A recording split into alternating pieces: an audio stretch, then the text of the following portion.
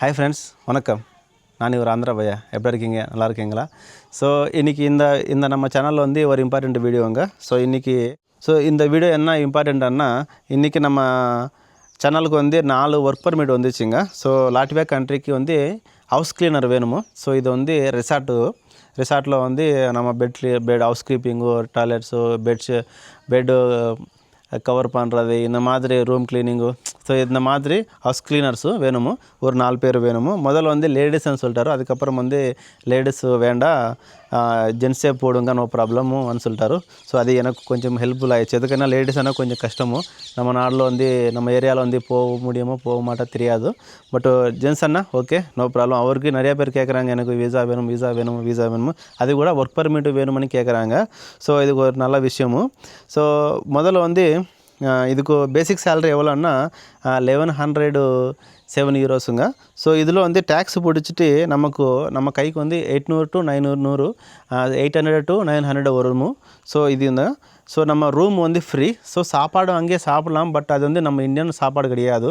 So maybe உங்களுக்கு அது சாப்பிட முடியுமோ முடியாதோ எனக்கு தெரியாது. பட் அது வந்து இஷ்டம் இல்லைன்னா நம்ம சமைச்சிட்டு சாப்பிட்றது நல்லது. ஸோ அது நம்மளோட காசு தான்.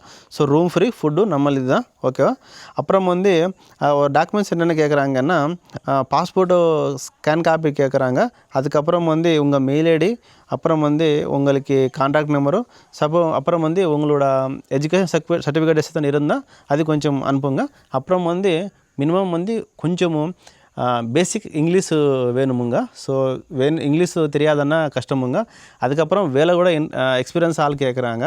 ஸோ அது கூட நீங்களுக்கு வந்து எதுக்குன்னா அவர் தனியாக டீச்சிங் பண்ண முடியாது. ஸோ கற்றுக்க முடியாது. நீங்கள் இது பண்ணும் அது சொல்ல முடியாது. அதனால தான் அவர் வந்து எக்ஸ்பீரியன்ஸ் ஆள் கேட்குறாங்க. ஸோ கொஞ்சம் இந்த டைமில் வந்து நீங்களும் மேனேஜ் பண்ண முடியுமோ நான் பண்ணுறேன்னா அது நோ இஷ்யூ எனக்கு.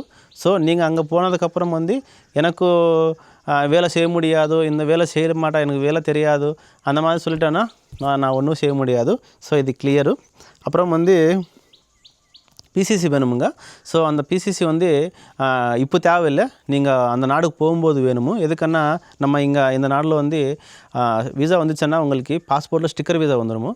அதுக்கப்புறம் நீங்கள் லாட்வியாவுக்கு போனதுக்கப்புறமும் உங்களுக்கு கார்டு வந்துடுமோ. அந்த கார்டு ஃபிங்கருக்கு போகும்போது அப்போ கண்டிப்பாக நம்ம நாடு பிசிசி கேட்கும்போது நம்ம கையில் இருக்கணுமோ. ஸோ நீங்கள் அங்கே போனதுக்கப்புறம் கூட அப்ளை பண்ண முடியுமோ. பட்டு இன்னொரு விஷயம் என்னென்னா, ஸோ அங்கே போனதுக்கப்புறம் கொஞ்சம் எக்ஸ்பென்சிவ். எங்கள் எம்பசிக்கு போகணுமோ, இல்லைன்னா அந்த நாட்டில் இருந்தேன்னா பிரச்சனை இல்லை. அந்த நாளில் எம்பசி இல்லைன்னா இன்னொரு நாடுக்கு போகணுமோ. ஸோ அந்த மாதிரி பிரச்சனை வந்துடும். அதனால தான் நீங்கள் போகும்போதே கையில் எடுத்துகிட்டு போங்க. அதுக்கப்புறம் வந்து உங்களுக்கு கொஞ்சமும் செலவு ஆகுமோ. அதுக்கு என்னென்ன செலவு ஆகும்னா ஒரு 50,000 to 60,000 வரைக்கும் செலவு ஆகுமோ. அதில் வந்து ஹலோ வெரிஃபிகேஷன் இருக்கும், விஎஃப்எஸ் இருக்கும், இன்சூரன்ஸ் இருக்கும், டம்மி ஃப்ளைட் டிக்கெட் இருக்கும், எம்பசி ஃபீஸ் இருக்கும். ஸோ இது வந்து நீங்களே பே பண்ணணும். ஸோ இவர் என்ன சொல்லிட்டாருன்னா, எனக்கு வந்து ₹1 கூட அட்வான்ஸ் வேண்டாம், ஸோ இந்த விசா வந்ததுக்கப்புறமே கொடுங்கன்னு சொல்கிறாங்க.